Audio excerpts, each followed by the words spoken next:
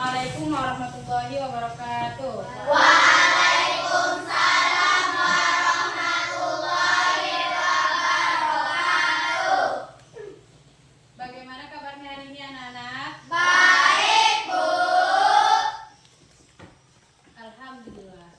Nah, sebelum kita memulai pembelajaran, alangkah baiknya kita berdoa terlebih dahulu. Hairul, tolong pimpin doa Hairul. Siap, gerak. Berdoa dimulai. Bismillahirrahmanirrahim. Rabbil zidni ilman warzuqni fahman ya rabbal alamin. Silakan kembali Hairul. Ibu absen dulu ya. Ya, Bu. Ahmad Firdaus, Hadir, Bu. Akira Natasha, Hadir, Bu. Alvina Nur Fatihah, Hadir, Bu. Akil Ahdan, Hadir, Bu. Hairul Ahmad Alfandi, Hadir, Bu. Hilyatul Jannah, Humaira Az-Zahra, Hadir, Bu. Indah Renata, Hadir, Bu. M. Ubaidillah, Hadir, Bu. Nur Anissa, Hadir, Bu. Nur Baiti, Hadir, Bu. Rina Wulandari. Hadir, Bu. Nah, hadir semua ya. Ya, Bu. Untuk menimbulkan semangat nasionalisme dan cinta tanah air, alangkah baiknya kita menyanyikan lagu Indonesia Raya terlebih dahulu. Indah, tolong pimpin Indah.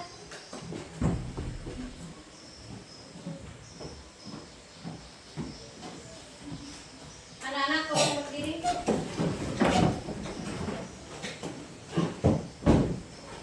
Hiduplah Indonesia Raya.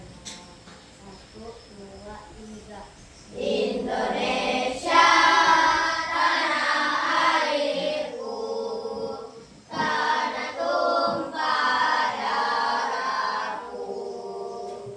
Di sanalah aku berdiri, jadi pandu ibuku. Indonesia kebangsaanku, bangsa dan tanah airku. Marilah kita berseru, Indonesia bersatu. Hiduplah tanahku, hiduplah negeriku, bangsaku, rakyatku semuanya. Bangunlah jiwanya, bangunlah badannya untuk Indonesia Raya. Indonesia Raya, merdeka, merdeka, tanahku, negeriku yang ku cinta. Indonesia Raya, merdeka, merdeka, hiduplah Indonesia Raya. Dah, sekarang balik. Anak-anak yang lain tolong duduk kembali. Nah, sudah siap ya belajarnya hari ini? Siap, Bu. Nah, kalau sudah siap, tolong keluarkan bukunya.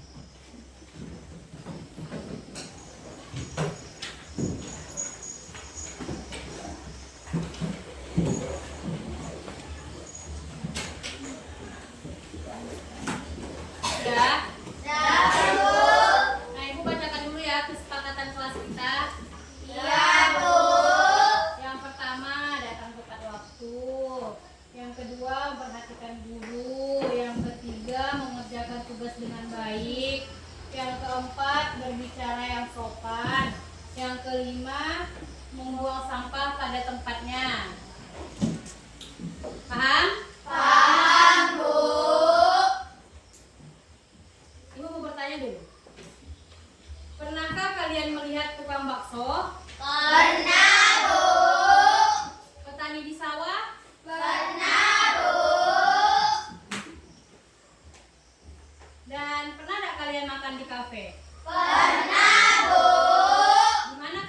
rawa? Dekat pemilahan, Bu. Oh, dekat tembilahan. Kalau penjual ke tukang bakso? Tekulai, Bu. Oh, di Tekulai. Kalau makan di kafe, di mana kalian pernah makan di kafe? Pemilahan, Bu. Kalau di tempat warung Santi pernah enggak? Pernah, Bu. Ibu bacakan dulu ya tujuan pembelajarannya ya, Nak. Ya, Bu. Yang pertama, menjelaskan pengertian kegiatan ekonomi secara tepat melalui hasil diskusi maupun pengamatan lingkungan sekitar.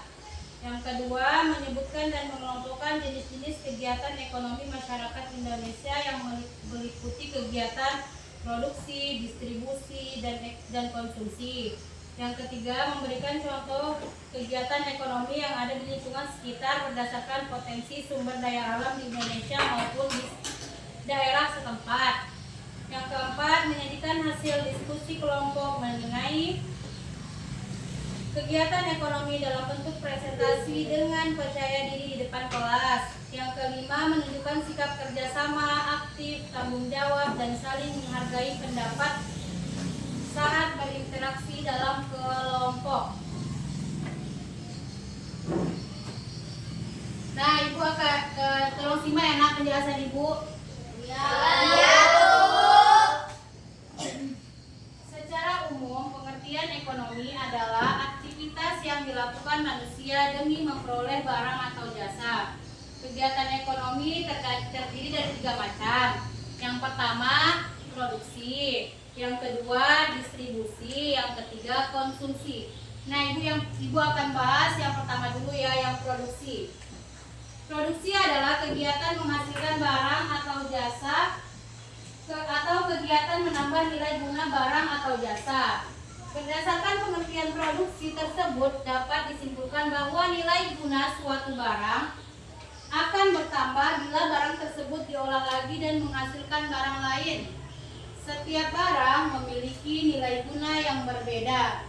Perbedaan dari nilai guna tersebut dapat dilihat dari 1. Nilai guna bentuk.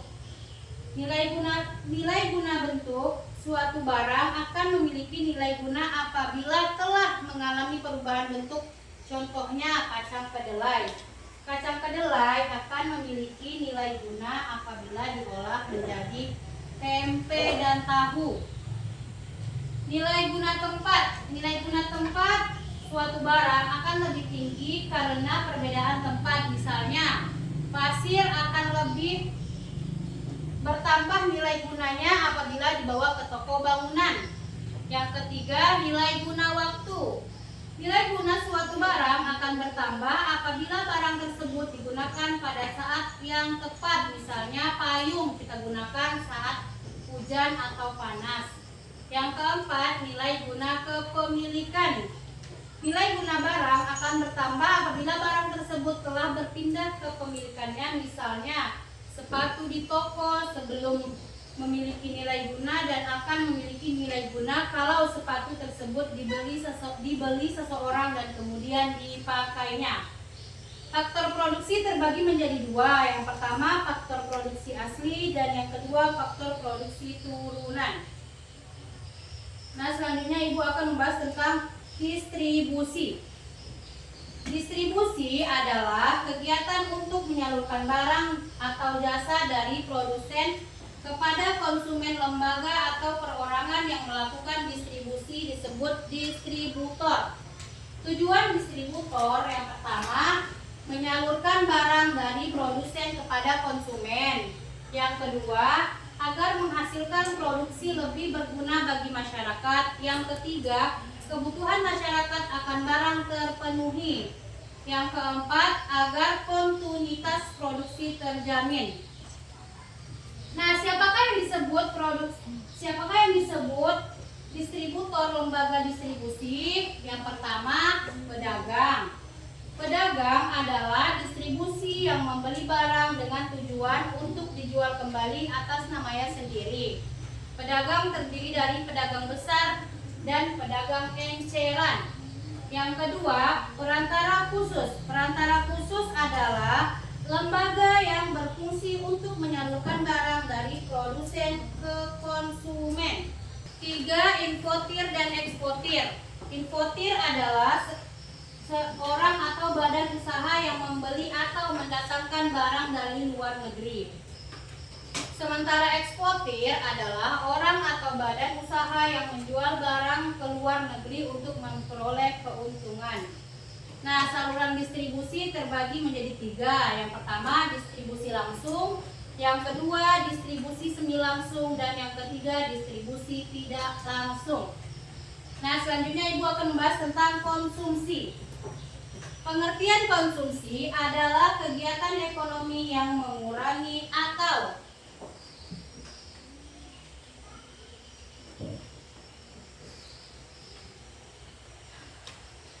menghasilkan nilai guna dari barang dan jasa. Orang yang melakukan konsumsi disebut konsumen.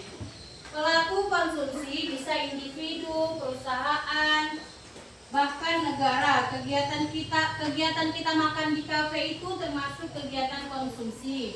Karena kita menghabiskan barang berupa makanan yang kita pesan. Dan kita menggunakan jasa berupa pelayanan yang diberikan oleh pemilik kafe kepada kita.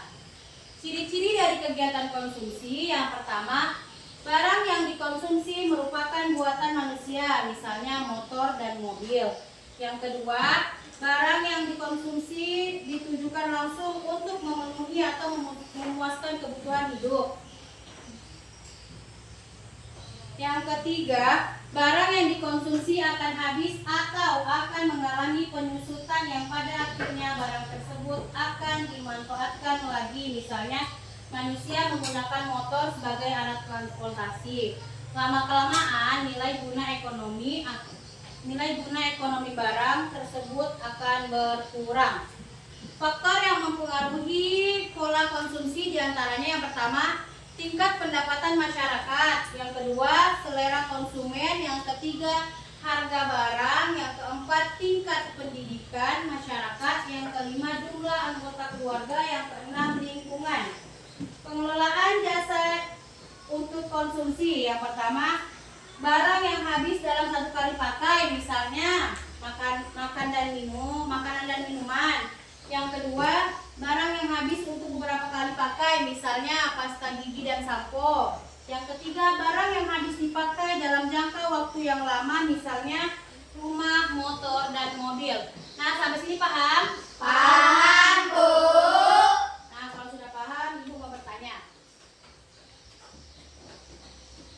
Siapa saja orang yang melakukan kegiatan ekonomi di sekitar rumah kalian? Bu. Iya, Hairul. Petani. Petani. Saya, Bu. Yang mana? Saya, Bu. Penjual, Bu. Saya, Bu. Iya, Indah. Saya, Bu. Penjual makanan. Iya. Ojek. Iya. Pegawai toko. Pegawai toko. Bagus. Nah, Ibu ada gambar nih. Ada nih yang pertama nih. Lihat gambarnya yang pertama. Lihat, Bu.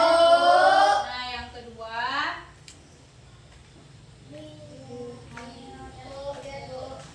Ini yang ketiga. Lihat, Bu. Nah, gambar apa aja? Ini yang kalau yang ini gambar apa nih? Kalau yang ini kalau yang ini.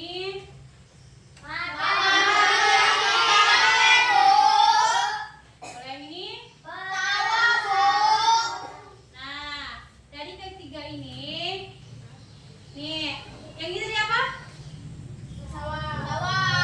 Di sawah. Nih, yang ini kegiatan gambar yang kegiatan produksi. Kenapa dia disebut produksi? Karena di sawah kita menanam padi menjadi beras, lalu beras diolah menjadi nasi. Inilah yang disebut produksi.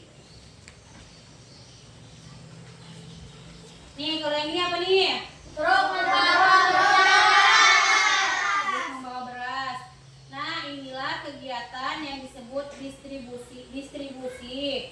Karena pedagang besar menghasilkan atau distributor menyalurkan barang hasil produksi seperti beras kepada penjual eceran di pasar agar dapat dibeli oleh konsumen tanpa proses distribusi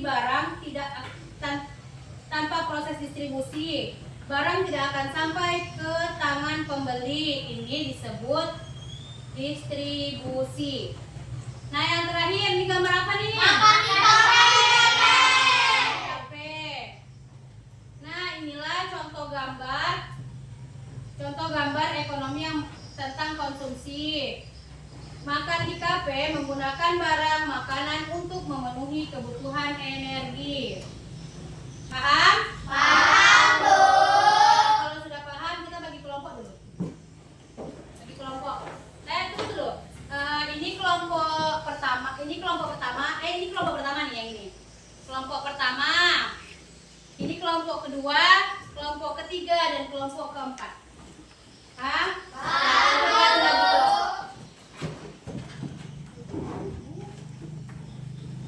Sudah? Nah, Ibu ada LKPD, jadi kamu kerjakan dan diskusikan dengan teman sekelompok kamu. Ibu akan memberi waktu sekitar 15 menit. Jadi kamu kerjakan dan diskusikan bersama teman sekelompok.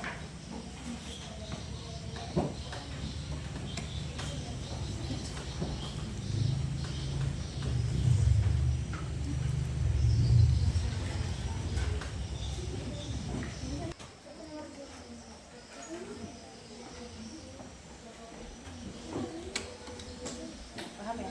Paham, Bu.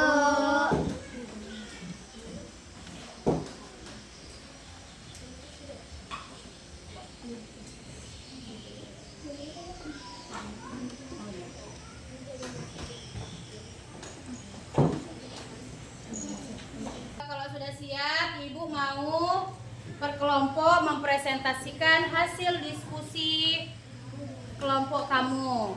Nah, kelompok siapa yang mau mempresentasikan? Nah, semuanya tunjuk tangan. Ibu minta dari kelompok 1 aja lah dulu. Kelompok 1, silakan kelompok 1.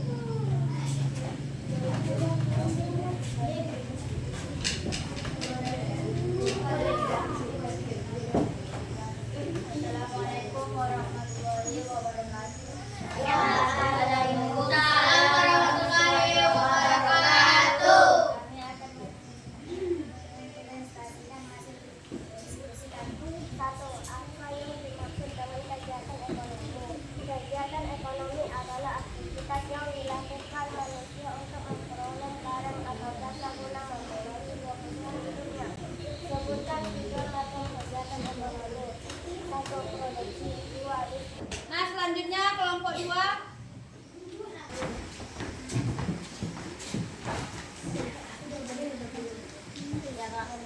Assalamualaikum warahmatullahi wabarakatuh. Waalaikumsalam warahmatullahi wabarakatuh. Kami dari kelompok 2 akan mempresentasikan hasil diskusi kami. 3. Apa yang dimaksud dengan kegiatan produksi? Jawaban. Produksi adalah kegiatan menghasilkan barang atau jasa, atau kegiatan menambah nilai guna barang dan jasa. Silakan kelompok 3 untuk maju untuk mempresentasikan hasil diskusinya.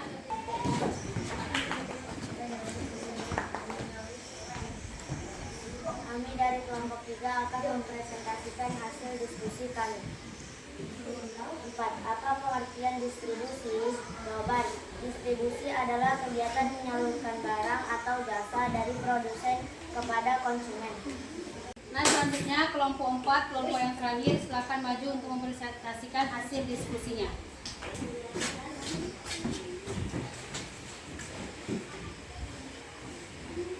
Kami dari kelompok 4 akan mempresentasikan hasil diskusi kami. Apa yang dimaksud dengan kegiatan konsumsi?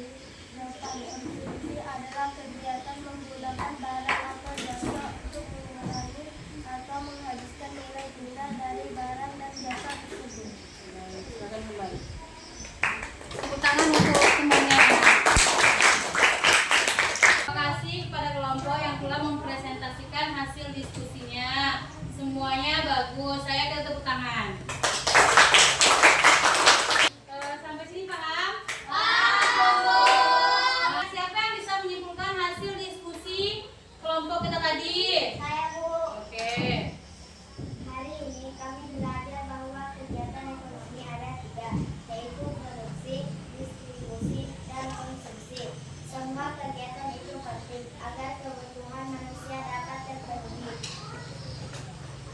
Udah Nisa? Ya Bu. Nah, sampai sini tepuk tangan untuk Nisa.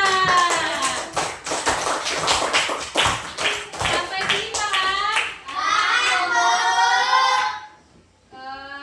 Bagaimana perasaan kalian tentang kita pelajari materi hari ini? Senang Bu. Baik, kalau sudah Ibu mau bertanya dulu.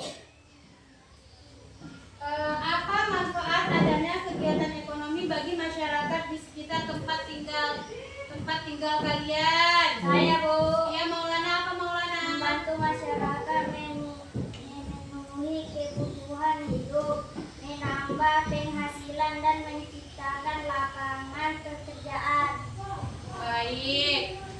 Tepuk tangan untuk Maulana. Nah, Ibu mau kasih PR sebelum kita mengakhiri pembelajaran. Ibu mau kasih PR dulu. PR-nya kalian baca di rumah dan kalian catat kegiatan ekonomi yang dilakukan oleh orang-orang di sekitar rumah masing-masing, rumah kalian masing-masing. Nah, sebelumnya Ibu akan menyimpulkan pembelajaran kita tadi.